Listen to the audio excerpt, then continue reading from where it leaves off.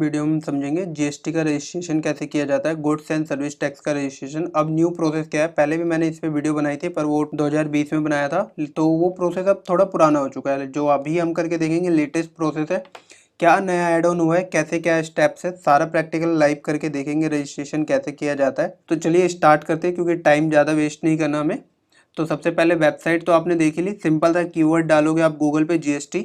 जैसे ही जीएसटी डालोगे, जीएसटी डालते के साथ सबसे पहली वेबसाइट आएगी ये वाली। आपको इसी वेबसाइट को ओपन करना है, कोई दूसरी वेबसाइट ओपन नहीं करनी है, ठीक है। इसको ओपन कर लोगे आप।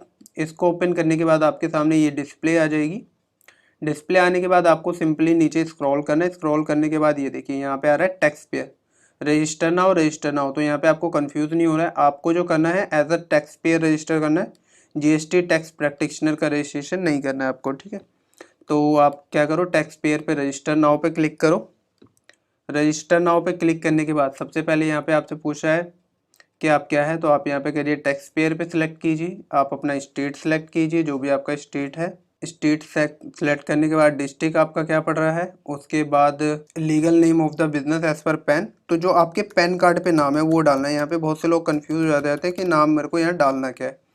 तो यहाँ पे जो भी आपके पैन पे नाम है वो डाल देना। आपका जो भी पैन नंबर है वो यहाँ पे टाइप करना है आपको नीचे। उसके बाद आपको अपनी ईमेल आईडी, मोबाइल नंबर, इसके बाद प्रोसीड, ये सारी डिटेल फिल करने के बाद जैसे ही आप प्रोसीड करेंगे आपके मोबाइल नंबर और ईमेल दोनों पे एक एक ओटीपी आएगा। आपको अपना ओटीपी यहाँ पे फिल करना है।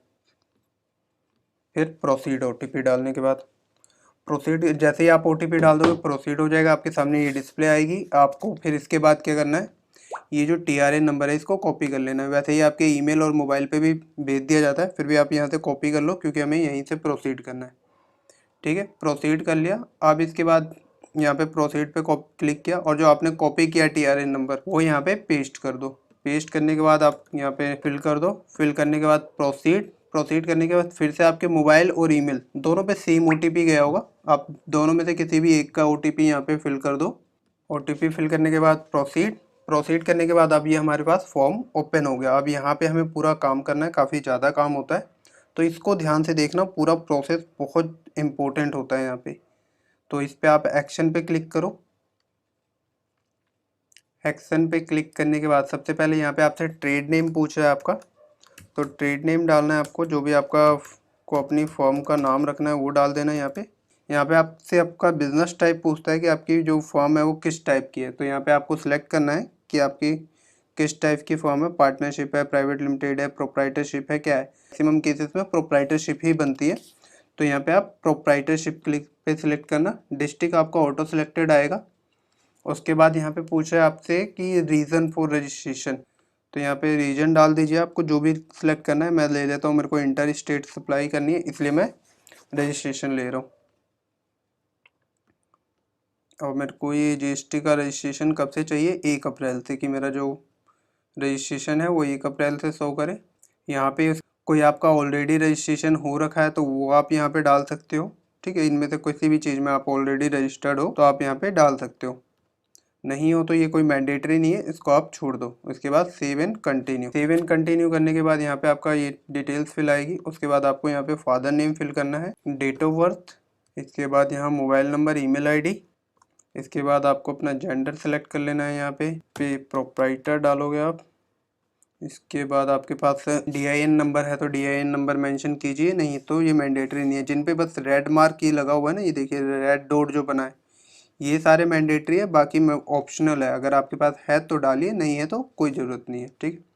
तो यहाँ पे हमने अपना बस ये डाल दिया। उसके बाद यहाँ पे आपको एड्रेस डालना है। एड्रेस किसका डालना है, यहाँ पे अभी जो एड्रेस डालना है आपके प्रोप्राइटर का जो रेजिडेंस एड्रेस है वो डालना है। तो यहाँ पे आप अपना पूरा एड्रेस फिल कर देना। जिन जिन में रेड मार्क है वहाँ पे आपको कॉलम फिल करने मैंडेटरी, तो ये सारा कर देना आप फिल। उसके बाद आपसे बोलेगा एक यहाँ पे नीचे, यहाँ पे पासपोर्ट साइज फ़ोटो अपलोड करने को, तो यहाँ पे आप वेबकैम से भी कर सकते हो और चूज़ फाइल करके भी। फाइल में ध्यान रहे आपके जो फॉर्मेट है JPG का होना चाहिए, और जो इमेज का साइज़ है, आपकी फ़ोटो का साइज़ है, वो 100 KB से ज़्यादा का नहीं होना चाहिए। तो हम यहाँ पे अपनी फ़ाइल अपलोड कर लेते हैं। तो ये मैंने अपनी फ़ाइल कर दी। और यहाँ पे सेकंड नीचे ऑप्शन आ रहा है ऑल्सो ऑथराइज सिग्नेचरी, तो यहाँ पे आपको येस कर देना है। अगर आप जो आपका प्रोप्राइटर है उसी को ऑथराइज सिग्नेचर ही रखना है। तो आप यस करोगे। अगर इसको यस नहीं करते तो आपको नेक्स्ट स्टेप में आपसे एक और पर्सन की डिटेल मांगी जाएगी, उसका आधार कार्ड पैन कार्ड देना होगा, उसकी सारी डिटेल। तो आप देख लेना, आपका ऑथराइज सिग्नेचर सेम रहेगा तो आप इसको ऑन कर देना बटन को, नहीं तो आप इसको ऑफ रहने देना। मेरे केस में सेम है तो इसलिए मैं इसको यस कर रहा हूँ। इसके बाद save and continue. Save and continue कर दिया था मैंने, इसलिए ये सारी डिटेल्स मेरी ऑटो फिल आ रही है। अगर मैं उसको वहाँ पे बटन को ऑन नहीं करता, ग्रीन वाले बटन को, तो यहाँ पे मेरे को सेकंड पर्सन की डिटेल्स फिल करनी होती है जो मेरा ऑथराइज सिग्नेचर ही रहेगा। यहाँ पे कुछ नहीं करना। जब थर्ड टैब में आ रहे हो, 1 2 थर्ड टैब पे आपको बस थर्ड टैब में इस पे प्राइमरी ऑथराइज सिग्नेचर के चेक बॉक्स पे क्लिक कर देना है और इसके बाद यहाँ पे सेव एंड कंटिन्यू कर देना है। ऑथराइज रिप्रेजेंटेटिव में इसमें भी आपको कुछ नहीं करना, सेव एंड कंटिन्यू। अब यहाँ पे आपसे प्रिंसिपल प्लेस ऑफ बिजनेस पूछा जा रहा है, तो यहाँ पे जो आपका मैन्युफैक्चरिंग यूनिट या ऑफिस जो भी है, रजिस्टर्ड ऑफिस एड्रेस जो आपको दिखाना है, वहाँ का एड्रेस आपको यहाँ पे देना है। तो यहाँ का जो एड्रेस रहेगा मैं वही फिल कर देता हूँ यहाँ पे जल्दी से। तो यहाँ पे हमने अपना पूरा एड्रेस फिल कर दिया। इसके बाद यहाँ से आपसे आपका जुडिक्शन पूछ रहा है कि आपको अपना जुडिक्शन वार्ड लेना है, तो जो भी आपका जुडिक्शन वार्ड है वो सिलेक्ट कर लो आप इसमें से। इसके बाद कम स्ट्रीट आपका क्या पड़ रहा है, बेस्ट, उत्तम नगर, और ये मेरा आ गया रेंज। इनमें से एक तो मेरा 129 है, ये आएगा। ठीक है, पहले यहाँ पे ये ऑटोमेटिकली फिल नहीं आता था, इसमें बहुत सारे आते थे तो हमें यहाँ पे सिलेक्ट करना होता था, बहुत कन्फ्यूज़न रहती थी। तो ये इन लोगों ने एक नया अपडेट डाल दिया है। अब ये हमारा यहाँ पे डिटेल्स हो गया, अब एड्रेस फिल कर दिया हमने, डिटेल्स हो गई। अब यहाँ पे आपको प्रूफ देना है, जो आपने ऊपर डॉक्यूमेंट एड्रेस दिया है प्रिंसिपल प्लेस ऑफ बिजनेस का, उसका नीचे आपको प्रूफ देना है। तो सबसे पहले तो सिलेक्ट करना है आपका जो प्लेस है वो क्या है, आपने लीज पे ले रखा है, ओन है, रेंटेड है, शेयर है, अदर जो भी है, तो वो आप सिलेक्ट कर लो। अगर ओन है आपका तब तो आपके इलेक्ट्रिसिटी बिल से ही सिर्फ काम हो जाएगा। अगर आपका रेंटेड है तो वहाँ पे रेंटेड में आपका रेंट एग्रीमेंट भी लगाना पड़ेगा और जिस हिसाब से आपका प्रॉपर्टी है उसके सपोर्टिंग डॉक्यूमेंट आपको देने पड़ेंगे। तो हमारे केस में ऑन प्रॉपर्टी है तो मैं यहाँ पे इलेक्ट्रिसिटी बिल अटैच कर रहा हूँ। यहाँ पे मैंने सेलेक्ट किया और ये मैंने अपनी इलेक्ट्रिसिटी बिल को अपलोड कर दिया। सेकंड टैब में भी मैं इलेक्ट्रिसिटी बिल ही अपलोड करूँगा। यहाँ पे मेरा इलेक्ट्रिसिटी बिल अपलोड हो गया। अब यहाँ पे पूछा है नेचर ऑफ बिजनेस एक्टिविटी क्या है, तो nature of business activity factory and manufacturing है हमारी, तो मैन्युफैक्चरिंग एंड मैन्युफैक्चरिंग कर दिया। यहाँ पे एक्सपोर्ट इंपोर्ट भी हम कर सकते हैं इन फ्यूचर, तो मैंने इसलिए इसको सिलेक्ट कर लिया। यहाँ पे ये जो बटन दिख रहा है आपको, have additional place of business, अगर आपको एडिशनल आपके जो बिजनेस के प्लेसेस है, एडिशनल मतलब एक से ज़्यादा ऑफिसेस या यूनिट्स है वो है, तो यहाँ पे यस कीजिए, नहीं तो इसको ऑफ रहने दीजिए और इसके बाद यहाँ से सेव एंड कंटिन्यू कर दीजिए। यहाँ पे एड्रेस में क्या रहा है कि इनवैलिड, तो इनवैलिड में क्यों आ रहा है ये इनवैलिड, हमने ये जो एंड का डॉट लगाया हुआ है वो इसलिए आ रहा है, तो हम यहाँ पे क्या लिखेंगे, AND एंड लिख देंगे। अब इसके बाद हम इसको सेव एंड कंटिन्यू करेंगे। सेव एंड कंटिन्यू कर दिया। इस स्टेप पे आपको कुछ नहीं करना है, एडिशनल बिजनेस प्लेस, फिर दोबारा कंटिन्यू। अब इसके बाद सबसे मेन आता है HSN कोड। यहाँ पे HSN कोड आपको बड़े ध्यान से डालना है, जो भी आपका बिजनेस है उससे रिलेटेड। अगर आप सर्विस में डील करते हो तो सर्विस वाले टैब पे क्लिक करके डालना, और गुड्स में डील करते हो तो गुड्स में। तो हमारे केस में गुड्स है तो गुड्स के यहाँ पे मेरे को 5 कॉमन HSN कोड यहाँ पे सिलेक्ट करने हैं। तो इसके लिए सिंपली आप कुछ मत करना, ज़्यादा इसमें दिक्कत वाली बात नहीं। जो भी आपका बिजनेस है उसको आप टाइप करो, उसके जो HSN कोड होंगे वो आपके सामने आ जाते हैं।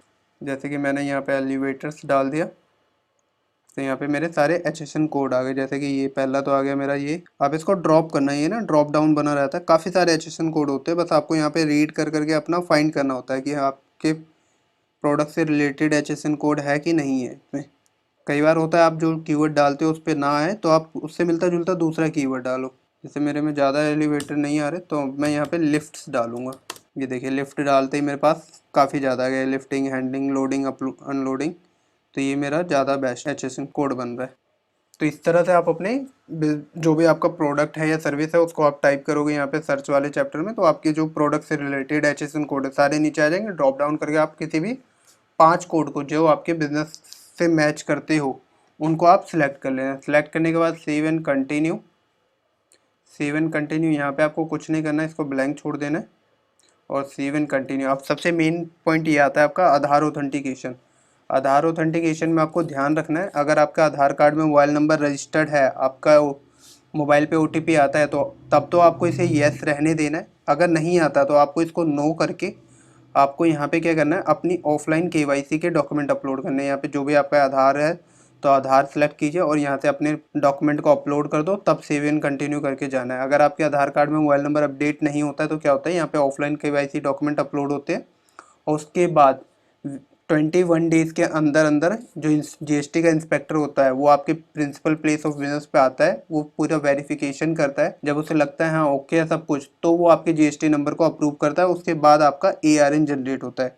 अगर टैक्स ऑफिसर आपका 21 दिन के अंदर अंदर नहीं आता है तो 22वें दिन वो डीम्ड अप्रूव्ड कर दिया जाता है, डीम्ड आपका एआरएन जनरेटेड हो जाता है। तो अभी हमारे केस में क्या है, आधार कार्ड में मोबाइल नंबर रजिस्टर्ड है।